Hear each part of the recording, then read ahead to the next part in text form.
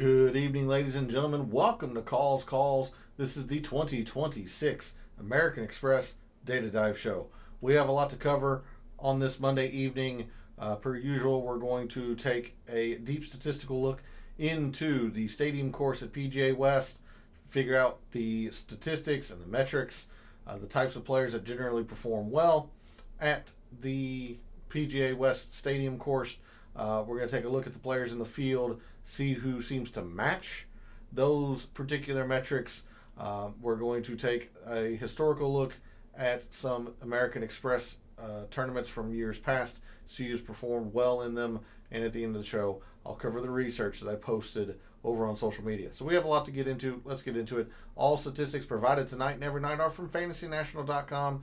It is the best golf analytics site out there. They are merging with another golf analytics site, so don't be surprised if I migrate over eventually. But for right now, everything is still covered by Fantasy National, so go check out FantasyNational.com. You won't regret it.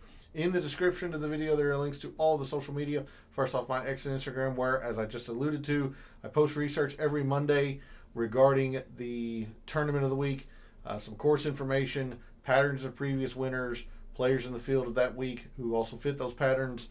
Posted that to social media earlier today. So if you aren't following me over on social media, make sure you're doing so. Don't miss out on that research. And then my betting cards and top player usage in the DFS contest I play comes out every Wednesday over on X. That comes out after the DFS Tactics show. So if you want to see the players I'm wagering with my own money and the players I'm using most often in my lineups, give me a follow over at X. Lastly, for social media, Gabe's handle is in the description. He writes a great article called The Fringe. I can't recommend it enough. By subscribing to that article, you're going to get his deluxe version, which comes out every Wednesday, early on Wednesday. Has his top plays, top values, his projected ownerships, all of that. You really are missing out if you aren't subscribed to that article. And make sure you're following him over on social media, because that is where we put our detailed write-ups or detailed descriptions for our 2026 Picks Challenge. So if you want to play along with us, make sure you do that. Follow him over on social media, or you can put it in the comments of this show. We would love to have the audience participation in that. And lastly, for this intro, we're live. Chat's open. Want to hear from you all. Are you watching the national championship between Miami and Indiana? How's that going for you, if you have any rooting interest? And then moving forward, have you made any, moving forward to the AmEx, have you made any wagers for this week? Who's your clear-cut favorite? Is it Scotty? Is it somebody else? Who do you think is going to play well this week? Who do you think is not going to play well this week? What do you know of the three courses? Feel free to put your thoughts and opinions into the chat. If you're not able to catch the show live, put your thoughts and opinions into the comments. I'll always get to those as well. So let's get into it. Let's dig into the weeds of the data for the 2026 American Express. And we're going to start, as we always do on a Monday night, over at the extended forecast over at Windfinder. As of right now, as I alluded to last night, this looks like a perfect week for golf. Temperatures in the upper 60s, maybe even the low 70s, but no wind. They call this dome-like conditions for a reason. Just perfect weather to play golf. No wind gusts per se. And again, remember, this is a 54-hole cut. So even if there were drastic amounts of wind, you would want to consider through Saturday, not through Friday. But there is no wind in the forecast, per usual, for Coachella Valley and La Quinta, California. So we're just going to be looking at the players we think are best suited for the three courses this week. So nothing much to talk about in terms of forecast. Of course, we'll update this come Wednesday night. I do not expect it to change all that much. So as we move forward into Fantasy National, we are going to take a look at a few different things here just very quickly. You see the tee times are out. Remember, this is a 3-course rota, so there's no real wave advantage per se. You would want to course stack if there becomes a day that wind might pop up, then you would want to course stack and avoid the most difficult course on the windiest day. But that is something that doesn't look like we're going to need to do this week. So let's cover some high-level overview type filters here. First being short courses. All 4 of these courses are pretty darn short. Even the stadium course, which technically falls out of this boundary, it's at 7,210 yards. But that's as a par 72, so it's still a very short course. On short courses, in which the Sony did qualify for that, obviously. So on short courses, going back to the beginning of last year, your top performers have been Russell Henley, Scotty, Sepp Straka, Jason Day, Ben Griffin, Nick Taylor, Patrick Cantlay, Harry Hall, Sam Burns, Lonto Griffin, and Alex Smalley. Quick reminder, if a player is starred, that means they are an alternate. You see that they don't have a tee time there. I have not seen any field changes either. Right now the field is set at 156. So just a quick reminder that if a player is starred, they are an alternate at the moment. Short courses, we can also look at Pete Dye, since the stadium course will be seeing 2 of the 4 days. I will have to expand the time frame to the beginning of 2024 to give players enough rounds to make it statistically significant. But on Pete Dye designs, meaning Harbor Town, the AmEx or Stadium course, TPC River Highlands, the Travelers, and the Players, TPC Sawgrass. Those are the only courses that have been primary Pete Dye designs in the past 2 years. On Pete Dye designs, your top players in the field this week: Scotty, Wyndham Clark, Brian Harmon, Tom Hoagie, Sepp Straka, Alex Smalley, Patrick Cantlay, Daniel Berger, Danny Walker, Siwoo Kim, and Bud Cauley. But the overwhelming, the overwhelming filter that we're going to be looking at this week is easy relative to par, with winning scores consistently in the mid-20s. 25 from Sepp Straka last year. 2 years ago, Nick Dunlap at 29 under as an amateur. 27 under from John Rahm 3 years ago. I mean, just lots of 23 under from Hudson Swafford. You got to go low. I mean, sometimes bogeys will happen, but you need a whole lot of birdies to contend around PGA West. So in rounds that have been easy relative to par, your top performers going back to the beginning of last year or 2025: Lonto Griffin, Gordon Sargent, Emiliano Grillo, Scotty Scheffler, Sepp Straka, Russell Henley, Ben Griffin, Brian Campbell, Michael Kim, Kevin Roy, Camilo Villegas, and Kevin Yu. Don't mind me as I center this camera slightly. With that, I think that's going to be a decent refresher from last night. Let's go ahead and jump to Microsoft Excel and take a kind of a more deep statistical look into the American Express and the stadium course in general. Do note that we didn't get much data from 2024 for whatever reason, or it's at least not loaded into Fantasy National. So we're only kind of looking at 4 years here. With that said, we look at the 4 major strokes gained categories, and it's a little bit surprising to see off the tee rate so low. And I say that because distance is fairly high, quite a bit higher than the average PGA Tour event, and fairways are a little bit high. Now, both of those numbers did come back down last year, but it's just surprising to see off the tee be such a low number. I know the vision will be skewed, but I kind of just want to make sure of what we're seeing here. Yeah, you can just kind of see it on the edge of your screen there. So there wasn't a whole lot in terms of off the tee for the top 30 or so. Again, remember, this is only gathering strokes gained for the 2 rounds at the stadium course, so it is only over 2 rounds, but so were the previous years. And yet you look at something like distance, and it was fairly high. 44, 25, 20, 20, 23 from JT. You didn't have a whole lot of negative numbers until you fell outside the top 20 or so. So it's just interesting to note that.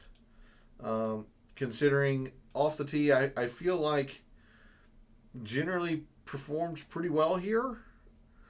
No doubt about it. It's a Pete Dye design. You're going to have to hit your irons well. You're going to have to be pretty solid with your irons.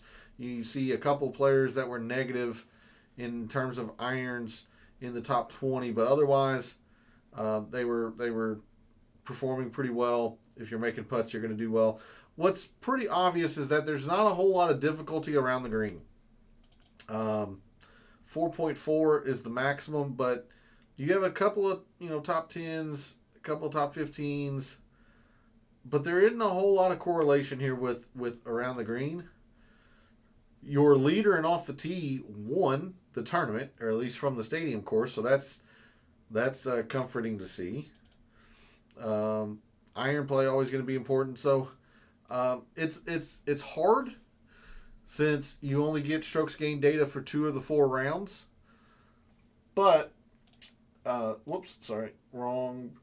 need to change the page view. Coming back to Excel, it's a little bit more difficult when you only have 2 of the 4 rounds with strokes gained or shot link data, we should say. Historically, approach has been the main thing here. No surprise, again, it's Pete Dye design, making putts. And putting has been very, very consistent over the 4 years of data that we have. So I am inclined to take a look at some amount of putting, especially since this does turn into a putting contest. A lot of times we're going to want to look at Poa Trivialis overseed type courses, which we talked about last night. We'll do it again tonight. I'm still not entirely sold that off the tee isn't that big of a deal. It's certainly not to the extent that we need to force it in the mixed condition model, but it is fairly telling that both driving distance and fairways are higher than the full field course average on the PGA Tour, but yet off the tee is not. So a little bit of a conflicting story there. Of course, we're going to look at approach. It says it's still under full field course averages, but again, remember this is only 2 rounds out of 4, but it is clearly the closest to average. So we're definitely going to look at approach, definitely going to look at some putting. Moving to fairways and greens, driving, and all that. Again, distance and fairways a little bit higher than the average. Full field course average.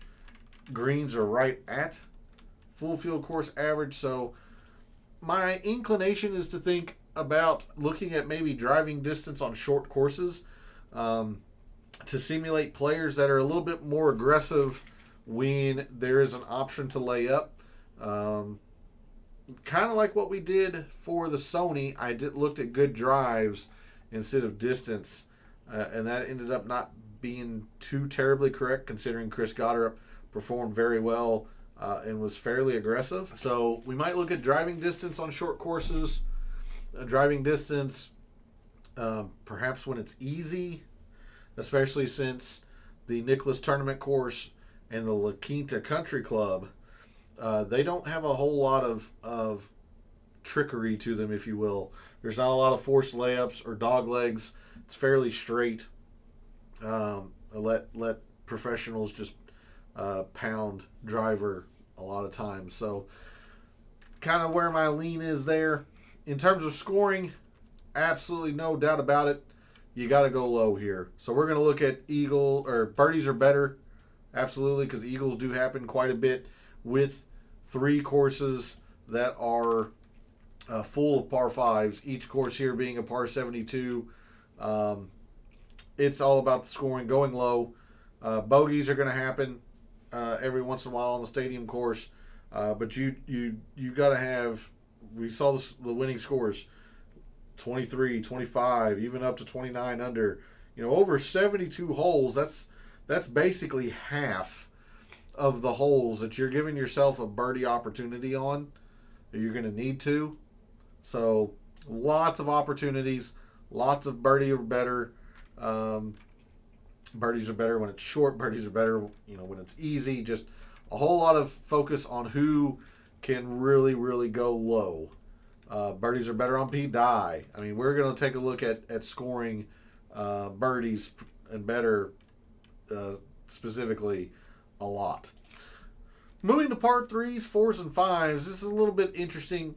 The par 3s, you see a pretty good mix of strokes gained here, but they play a big factor because each of these three courses, the Stadium course, the Nicklaus Tournament course, and the La Quinta Country Club, all three of those courses, the hardest holes, generally speaking, at least 3 of the 4 toughest, sometimes 4 of the 6 toughest holes on the course are the par 3s.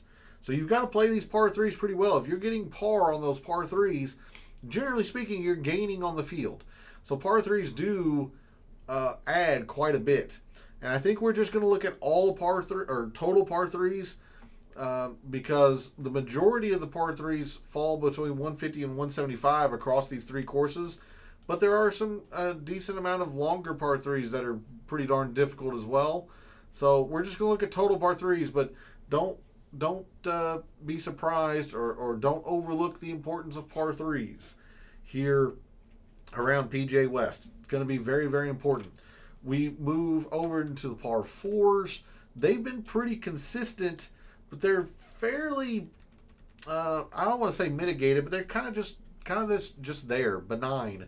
But the heavy emphasis is in these very, very short par 4s because not a lot of courses have 350 to 400 par 4s, and PGA West has 3. The tournament course has 3 or 4. La Quinta is littered with these very short par 4s.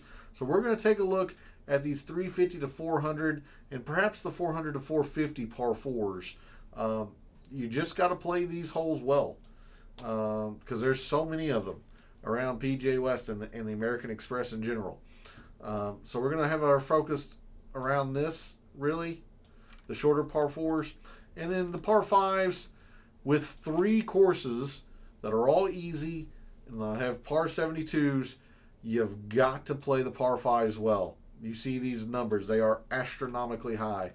36% more important than the average full field course. So we're going to have a big emphasis in par 3s. We're going to have a big emphasis in par 5s, particularly the short par 5s, the 500 to 550s. All four par 5s at La Quinta measure this range. Now only one at the main course, the Stadium course, measures to this length. But the Nicklaus Tournament course has 2 or 3 that fall to this range. I mean, there's just a plethora of short par 5s at this property or at this tournament. So we're going to look at short par 5s as well. And then very quickly, we'll look at proximities. My guess, we might want to look at some wedge proximities, 75 to maybe 100 or 125, even though that's such a low number. Just because there's so many short par 4s here. There's a bunch of shorter par 4s. So this is a very, very big number for this range. If you take away this, kind of low outlier, this looks like it would rise considerably. Yeah. So I'm thinking more in like the 175 to 125 area, perhaps. There's a decent amount of 200 plus just because of the par 5s. But I think we can cover that in par 5 scoring. Probably wouldn't hurt to look at 200 plus procs tonight. And then 150 to 175, there's just not a whole lot here. So there is a look at the deep statistical dive into the Stadium course, PGA West, and the American Express as a whole. We will now come back to Fantasy National, take a look at some of the players in the field who we think are going to perform well at these various metrics that we just looked at. Because I have the easy relative to par filter already checked, let's keep that on here for now. We'll take a look at off the tee when rounds are easy. Your top performers in those situations: Rico Hoey, Pearson Coody, Kevin Yu, Taylor Pendrith, Michael Thorbjornsen, Scotty, Stephen Fisk, Aldrich Potgieter, Jesper Svensson, Kurt Kitayama, and David Ford. Definitely going to take a look at short courses and your top off the tee players. Those are Keith Mitchell, Siwoo Kim, Sam Burns, Davis Thompson, Daniel Berger, Scotty, Rico Hoey, David Ford, Ricky Castillo, and Adam Scott. And just out of curiosity, because Pete Dye loves to play tricks with players on his setups, your top off the tee players on Pete Dye designs: Scotty, Rico Hoey, Brian Harmon, Danny Walker, Patrick Cantlay, Taylor Moore, Ludwig, Max McGreevy, Joel Damon, and Adam Schenk. So pretty interesting here because Adam Schenk's had some success here. Let's confirm this tournament history. So Adam Schenk, Sam Burns has had a decent amount of success here. Scotty, of course, no surprise, 3 straight top 25s. I'm pretty sure I thought Adam Schenk did. I am a filthy liar. He's one of the worst. I thought he had a decent amount of success here. Maybe that was before 2021. Who else is on here? Brian Harmon, decent amount of success. Cantlay is the strokes gained total leader the past 5 years. Makes some success. Makes some sense. Taylor Moore, McGreevy. I don't think he's had much. Taylor Moore. Moore's been okay. Top 10 last year. McGreevy, I don't think has done all that well. 0 for 3. So a little bit of a mixed bag. I really thought Schenk had performed better here. But anyway, there's your top off the tee players on Pete Dye designs. We're definitely going to look at approach. So, your top approach players in the past 36 rounds from 2025 and the Sony: Scotty, Kurt Kitayama, Rico Hoey, Sepp Straka, Akshay Bhatia, Michael Thorbjornsen, Ben Griffin, Ryan Gerard, Chris Kirk, and Russell Henley. With the Sony being in here, it's interesting to note, like, Russell Henley performed fairly well. Goddard was your winner. I'm just checking something real quick. Yeah, we still don't have the distance, but we do have the strokes gained. So it was interesting to note that Goddard was, not very good with his irons, but pretty darn good everywhere else last week. Don't be confused with Davis Riley. Like, Davis Riley was really poor ball striking and gained boatloads on the greens. Similar with Lee Hodges. Pretty mediocre otherwise, and then just seemingly made every putt. But there's a look at the strokes gained from last week.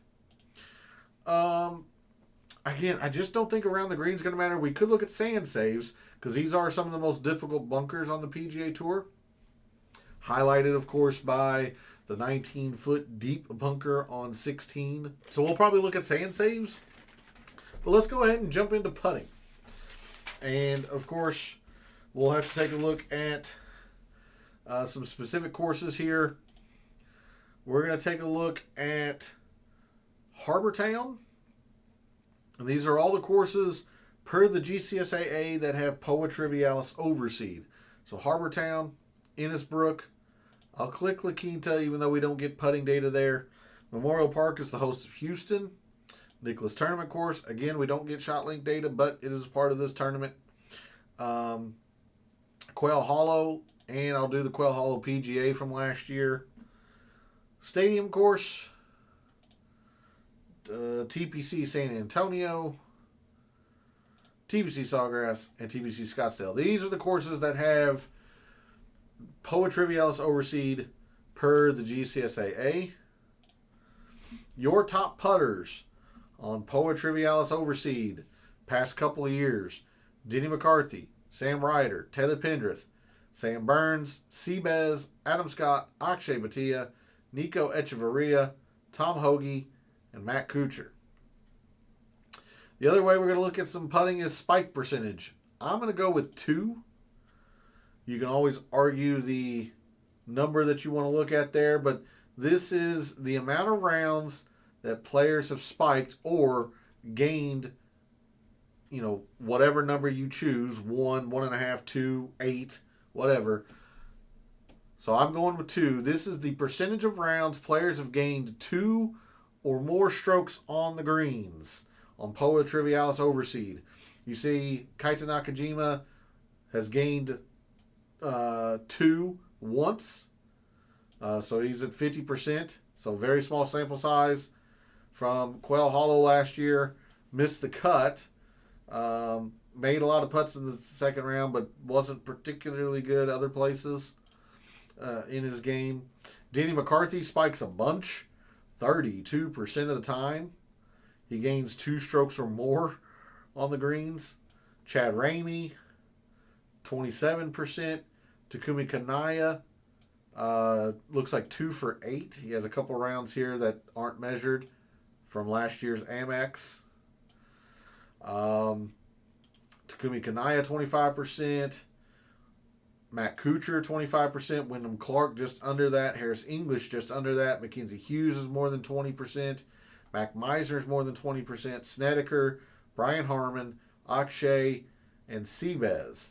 So, of the players that have, a significant enough amount of rounds, there are the players that spike, generally speaking, once a tournament, meaning they'll gain 2 or more in a round at a tournament. So, with putting being, or with this turning into a putting contest, a decent amount of the time, make sure your players can kind of go nuclear, get hot with the putter once or twice throughout the round. So these are the guys that most likely will do it. Kuchar's had some success here. Harris English has had decent amount of success here. McCarthy down here, top 10, and then a couple of more middling to poor finishes. Harris English missed the cut 3 years ago. Middling performance last year. Let's see. Others here. Wyndham Clark. Harmon, Bhatia. Harmon, I feel like, has had some decent amount of success, at least historically. 2 top 10s, 2 missed cuts. Kuchar's had success here, at least historically. Who are the others? Bhatia. Not the best, 0 for 2. I'm skipping or blanking on the last one. Seabez. Seabez has had quite a bit of success here. Runner-up a couple years ago to Nick Dunlap, another top 15. So Seabez has had decent amounts of success here. So there's a look at putting in a couple of different ways. You want to take a look at the players who don't spike or who just don't putt Poa Trivialis all that well. Chan Kim, Lonto Griffin doesn't spike all that much. Doesn't gain all that much on Poa Trivialis. Suber, Brian Campbell, a little bit smaller sample sizes there. David Lipsky, not known for being a very good putter, so that makes a lot of sense. Stephen Fisk, Celinda, players who are, who have played several rounds and just don't spike all that often. Ricky's not had a lot of success here at the Amex, so be aware of that. Michael Kim, not necessarily known for his putting on Poa Trivialis Overseed, only 3%. Tom Kim, the aforementioned Lee Hodges. Will Zalatoris, seeing that Will Zalatoris has had decent amount of success here, it's not about the putter. Probably no surprise, but not necessarily putting all that well. He's just been ball striking it well when he's been healthy. Some others here: Chris Kirk 4%, Cantley strokes gained total leader, only 4% in terms of spike putting. So he's doing it with more of his all-around game. He's only had one round on Poa Trivialis measured. Now he could have had more, at the AmEx when on other courses that aren't shot link. But generally just kind of fairly solid. So there's a look at some of the best putters on Poa Trivialis measured in a couple different ways. We're going to now move to fairways and greens, and we'll look at driving distance, but I'm going to look at it in a couple different ways. First, we're going to look at driving distance on short courses. Just see when courses either force you to lay up or you're given the option to lay up or maybe push the envelope a little bit. Your top driving distance players on shorter courses: Aldrich Potgieter, Max Grazerman, Keith Mitchell, Gary Woodland, Rico Hoey, Sam Stevens, Eric Van Rooyen, Taylor Pendrith, Charlie Hoffman, and Bo Hostler. So it'd be interesting to note how some of these guys have performed. Like Grazerman, done pretty well here in 2 tries. Some of these others: Keith Mitchell, Gary Woodland, Sam Stevens, Van Rooyen. So Woodland, not the bad. He's had some historical success, but hadn't played in a few years. Van Rooyen, pretty solid. Top 10, top 25. Okay. Some of these others here: Keith Mitchell, Stevens, Pendrith. I'll try to remember that. Mitchell, Stevens, Pendrith. So Keith Mitchell, very solid. So perhaps we found something there with these short courses and the driving distance, like players that are pushing a little bit more on pushing more of the envelope on these shorter courses. Good evening, John. Thanks for jumping in chat. Much appreciated. Hopefully you had a very good Sony, at least better than mine. Wasn't too terribly concerned about my performance. Things didn't go my way. Had some pretty good recommendations. Had a couple of bad ones for sure. So check Aldrich Potgieter. He hadn't played the AmEx. Of course, he is known for his power, for his distance. In terms of putting on this specific surface, Valero, he putt fairly well. Valspar, not. Players, he didn't. The AmEx last year, he missed the cut. Didn't hit his irons all that well. This doesn't feel like the best Aldrich Potgieter fit. But, I mean, I could see it, I guess. Conceptually, it just doesn't feel the best. He needs places like next week in the Farmers, Mexico, a lot of those Caribbean courses where the fairways are extremely wide, extremely forgiving. That way he can just launch his driver and really take advantage, because the stadium course does force you to lay up on a couple of tee shots. You can choose to be aggressive and kind of thread the needle. Potgieter needs some forgiveness off the tee. So not in love with him this week, but I do think he's better than what I originally thought from last year. But good question, John. Hopefully that answers your question. If you had a specific one about Potgieter, or you just wanted to check his historical performance otherwise. So, like I said, I think we might have found something there with the driving distance on short courses, considering some of the success these guys have had.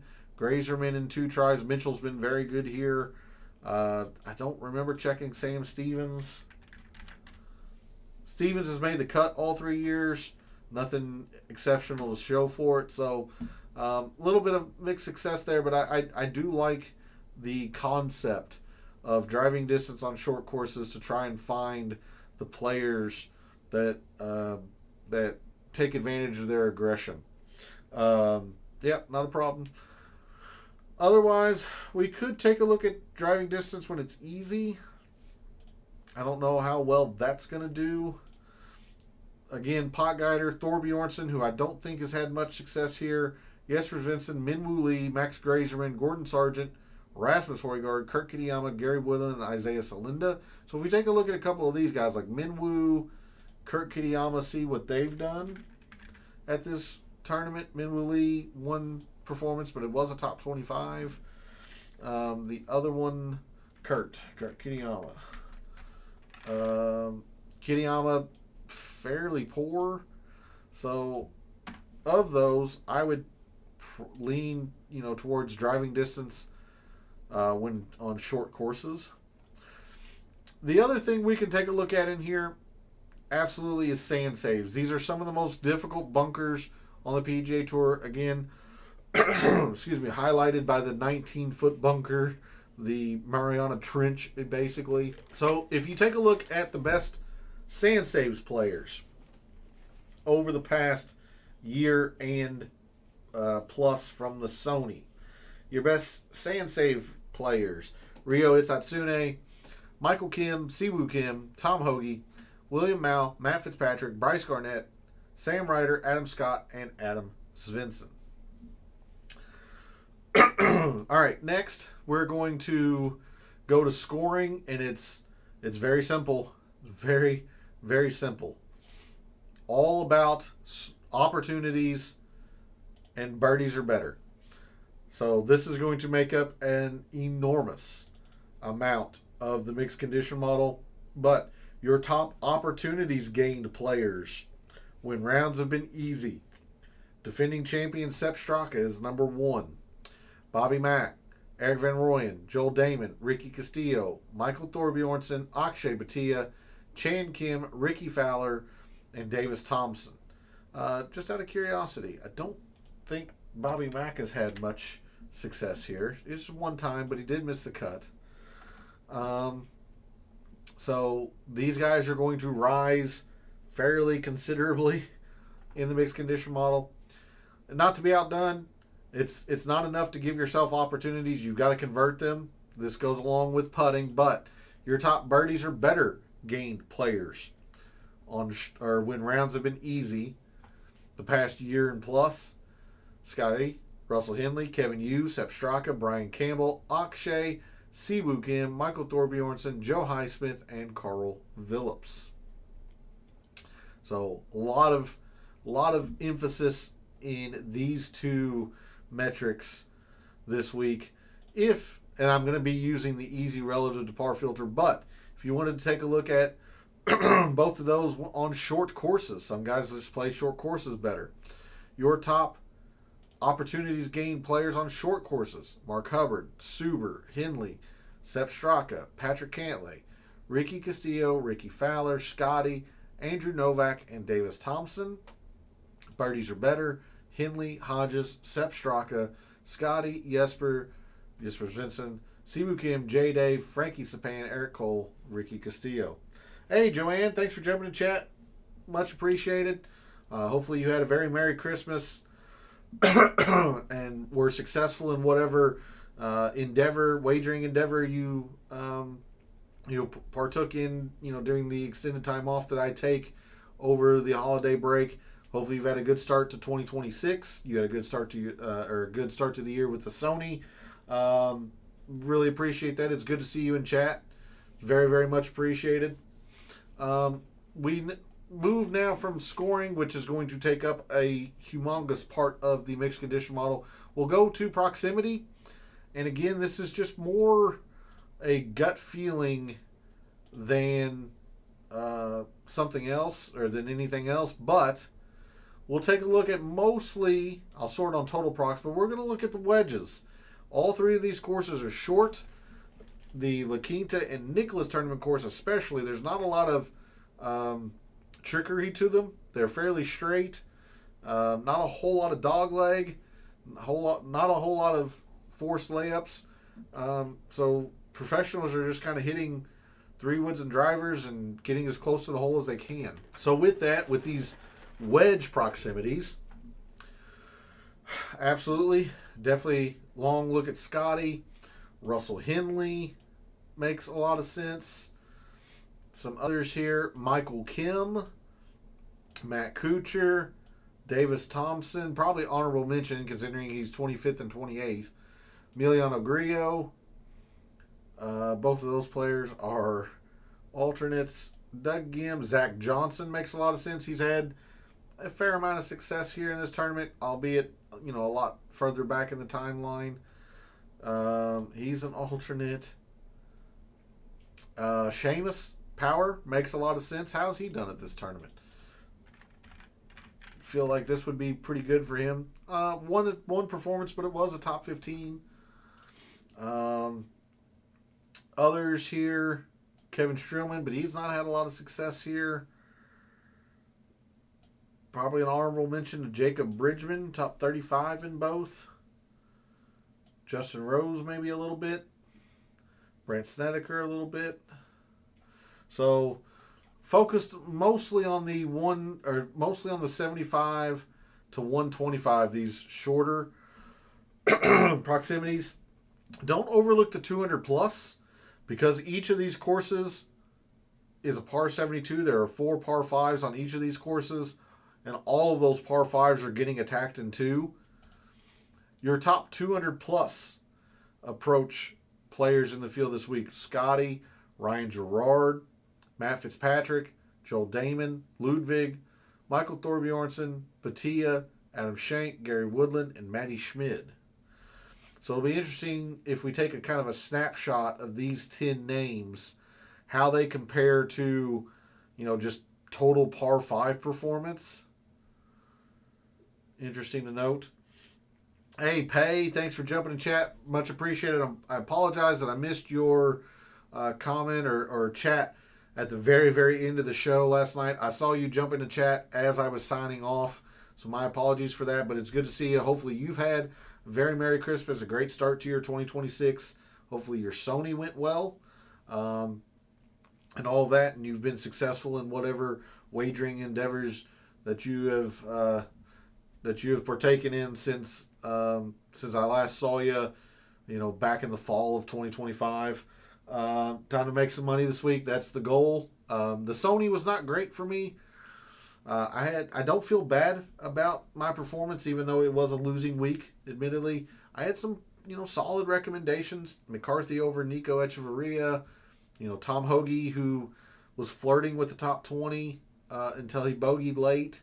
So I had some solid stuff for the Sony last week. Just didn't work out my way.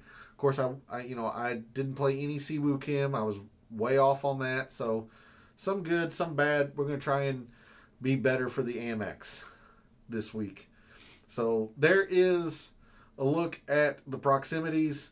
Again, I'm mostly focused on the 75 to 125, but don't ignore the 200 plus because of all of the par 5s on property throughout the course of the week. We'll go to par 3s. We're going to have a lot of emphasis in par 3s. And it's mostly the 150 to 175, to be honest. Like if we look at the stadium course, half of the par 3s fall to that range. 165, the island green falls to that range. But I don't think we want to focus all of our attention on it, because you do have a 214 that's very tough, 227 that's very tough. And we take a look at, like the Nicklaus Tournament course. It has a couple of longer par 3s that are a little bit more difficult. Half of them fall to that 150 to 175. So if you wanted to focus on the range, that would be it. But I'm just going to look at all par 3s.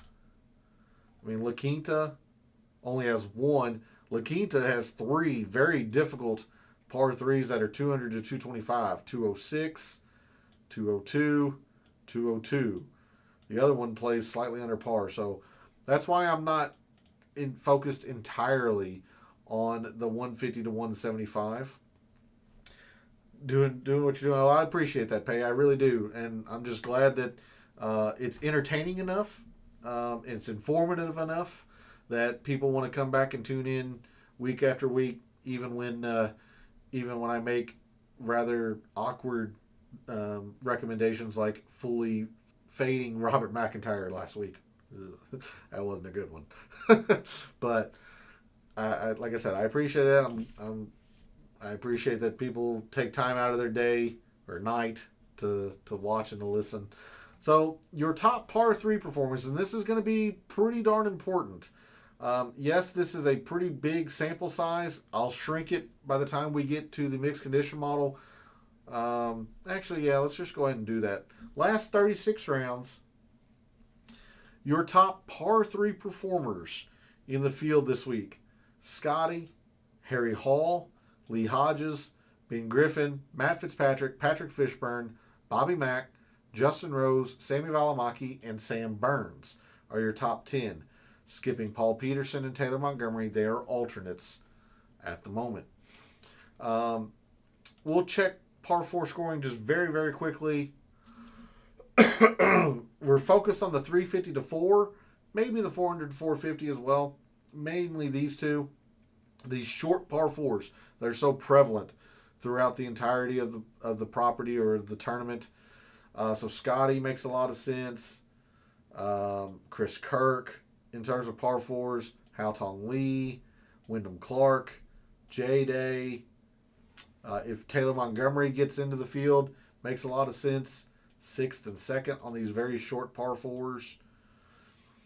Harry Hall, a little bit lesser of an extent. Ben Griffin, 18th and 12th. Henley, 5th and 17th. Matt Wallace, top 25 in both. Honorable mention to Sam Ryder. Like Doug Gim, excellent from 350 to 4. Not so much on the 400 to 450, so take that for what you will. There's a few of those players, just because I saw him right at the bottom here. Davis Riley, top 25 in both. And then par 5s. And it's mostly in the 500 to 550. These very, very short par 5s. And you see Sep, defending champion, number 1 in those short par 5s. Scotty, Jacob Bridgman, Alex Smalley, Jackson Suber, Kurt Kitayama, Rico Hoey, JT Poston, Taylor Moore, and Russell Henley. So, did a pretty good deep dive into the players this week, at least per Fantasy National. Last thing we're going to do, or next to last thing we're going to do, we'll go to the early look file, take a look at performance specifically at the American Express. This is essentially just performance at the stadium course, since that's the only course that we have shot link data for, but how they've performed at this course over the past 5 years. Unfortunately, somebody like Minwoo Lee, who finished 21st, but he played in 2024, and we didn't get many statistics for that, as you can see. He wasn't mediocre all the way around. We didn't get the statistics from 2024 for whatever reason in Fantasy National. But we can sort on a couple of these different metrics that we think are going to be very important. I'm going to skip off the tee for now. Let's go to approach. Your top iron players at the stadium course past 5 years. Max Grazerman, 2 for 2. Anybody highlighted in orange is an alternate at the moment. Alex Smalley, 4 for 4. He's been very, very good at this tournament. I believe he's been okay at the Pebble Beach Pro-Am as well. So this is a player that just might like the Pro-Am format. Carson Young, 2 for 3. Tony Finau, 4 for 5. Hitting his irons well. Henley, only 1 for 2. Doug Gim, 3 for 2. Doing a lot of Doug Gim things. Good with the irons, not so much with the putter. Harmon, 2 for 4. Cam Davis, 2 for 4. Chris Kirk, 4 for 5. Not bad. Others down here. Will Zalatoris. Yeah, so Sam Burns, only because he caught my eye right at the very bottom here. Doing a lot of Sam Burns things. Not necessarily gaining off the tee, but very good with the putter. Cantlay, the strokes gained total leader. and again, these are kind of suppressed because they had a 0.0 essentially from 2024, when they very well probably performed a little better than that. So there's your top iron players. We'll sort on putting. Top putters at the stadium course. Siwoo has putt very well at this course over the years. In fact, fun fact for you, Siwoo Kim has never, and I mean never, lost strokes putting at the American Express. Granted, that is, they're only measured by the stadium course, but I'll just show you. If you take a look at the American Express, again, we didn't get the measurements from 2024, so he may have lost there, but when rounds have been measured, he has never lost strokes putting here at the Amex. Interesting to note. And that's why he's had, quite a bit of success. Winner a few years ago, another top 15, a couple more top 25s. So, interesting to note. Just giving you an FYI. There's a bar bet with your buddies. You make a little bit of money on them on that. Jacob Bridgman. Harmon's putt well here. Monto Griffin's putt well here, which is kind of interesting because he was one of the few players that didn't spike at all. He's just been consistently good on Poa Trivialis Overseed. Burns, no surprise. One of the better putters in the world. Dick Dunlap, when he won, went nuclear. Sepp Straka, Ben Griffin, Cantlay, Denny McCarthy, again, no surprise. Harry Hall. So those are your top putters. We'll take a look at, let's go birdies. Birdies gained.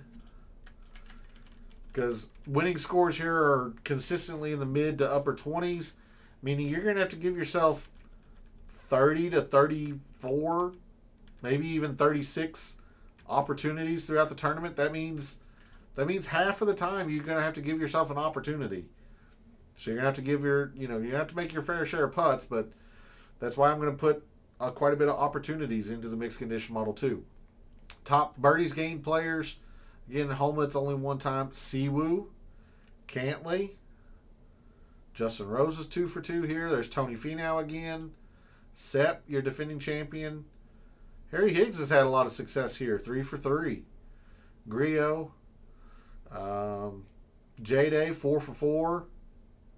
Bridgman. Keith Mitchell down here, 3 for 3. Zalatoris, 4 for 4. Lots of birdies. Lots of birdies. Ben Griffin, 3 for 3. Lots of birdies. Somebody I'm really high on this week, JT Poston. Lots of birdies. Look at par 3s and par 5s, and then I want to finish the show by showing you the research that led to what I posted over on social media. So, top par 3 performers. Campbell, only one time. Nick Dunlap, 2 for 2. Rio, 2 for 2. Cam Davis, 2 for 4. Performing very well in the par 3s. Okay. Again, Harry Higgs, Ben Griffin, Rose, Smalley, Sepp.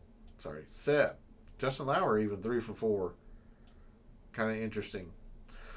John, you asked about Aldrich Potgieter. Again, this is only the stadium course and 1 year of the Amex. He did play the par 3s well, but he did not play the par 4s or the par 5s very well that week. So he'd have to improve on that. Seabez down here at the bottom. Last one, we'll sort on par 5s and then I'll show you the research. Top par 5 performers at the stadium course. Whoops, wrong way. It's Jimmy Stanger, Max Homa, Daniel Berger, 2 for 2. Played the par 4s extremely well. Sam Burns, 3 for 4. Ben Griffin, 3 for 3. Justin Rose, 2 for 2. Davis Thompson, 3 for 3. Lonto, 3 for 4. Hoagie, 4 for 5. Siwoo, Higgs again. Finau, Keith Mitchell, Will Zalatoris. Scotty, 3 for 4. Grazerman. So there's a look at some of the players and what they've performed well at some of these key metrics. I'll sort again on best finish. And to finalize the show tonight, I'll show you what led to what I posted over on social media earlier today in terms of research.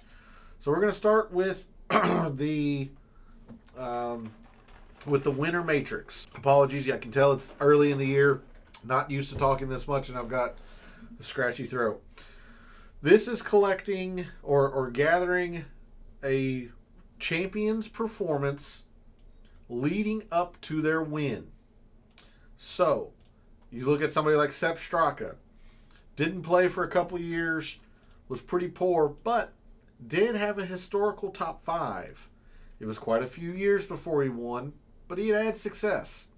Nick Dunlap as the amateur, obviously had never played before, but wins. Jon Rahm, lots of success. I mean, T34 before he won his first time is fairly mediocre, but he had a lot of success at the American Express. Hudson Swafford had a decent amount of success. Top 25, top 30, in between wins. Siwoo, top 10, top 40, or middling win. He's also had another top 15 in years since. So, a lot of success. Andrew Landry. Andrew Landry was one of the most seemingly random wins in 2020, but he had success at the American Express. Runner-up in 2018, top 30 in 2019. He had success at the American Express. So one of my first things I noticed, other than Nick Dunlap and Adam Long, who truly was just random, or at least had no success, no experience at the American Express before winning, most of these other players had at least a top 25. Sepp, Jon Rahm had a lot of success. Hudson Swafford had a top 25 before he won. Siwoo had success before he won. Even Andrew Landry had success before he won. So any outright wager you're looking at, even Jason Duffner, top 15 before he won.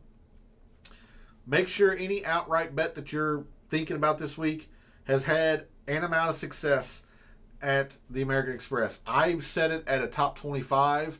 That way I can include Hudson Swafford's first win. But you see, most of these guys had a previous top 10 before they won. Jon Rahm may be a slight exception there. All right. Something else that I noticed. Take a look at ball striking in their most recent event. They had all gained off the tee except for one. Most of them gained on approach in their most recent event before winning the American Express. I don't know how much this matters, but it's hard to ignore that most of the champions also gained in distance. The most recent prior event to their win at the American Express. So they were in-form ball striking and gaining distance relative to their competitors. Nothing else really was very consistent across here. You have several hits and misses across here. Like the 400 to 450 par 4s lately have been consistent, but before that they weren't, so I didn't include that one. Par 5s weren't very consistent, so it was basically ball striking. In-form ball striking. I say in-form, I talk about their most recent event. Let's take a look at those most recent events.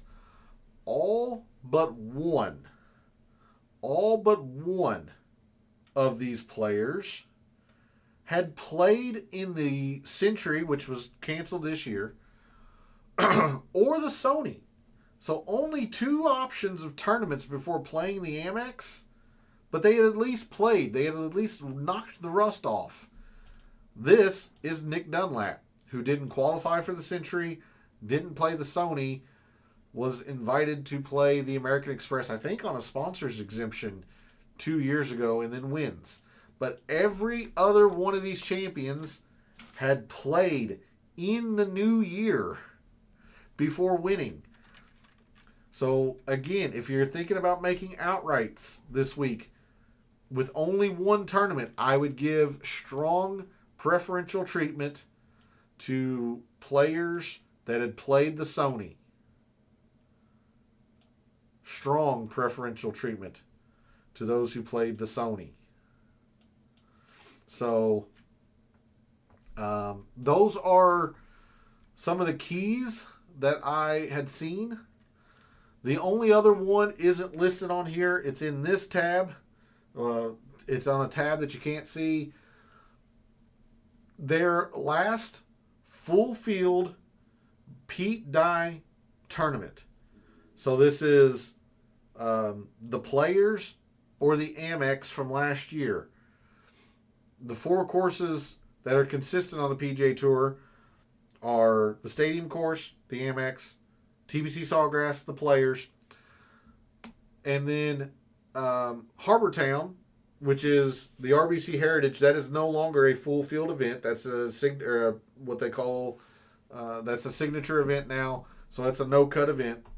And then the Travelers, TBC River Highlands, is also now a signature event. So listen to what I'm saying here. The last full field Pete Dye event, or Pete Dye design on a Pete Dye design course, which would be either last year's Players or last year's American Express. All of these champions, or all but one of these champions, made the cut at that tournament. So there were 12 players that satisfied all the criteria that I put forth. I've listed that over on social media. My handle's in the description. I urge you to go take a look at that. Give those players some strong consideration for any outright wagers, or if anyone else in the field you're thinking about wagering, make sure that they fit, or at least come close to what I have laid out tonight in terms of, prior Pete Dye success, prior Amex success, strong preferential treatment to have played the Sony last week, etc., etc. So I'll bring us back to the best average finish of the players in the field this week.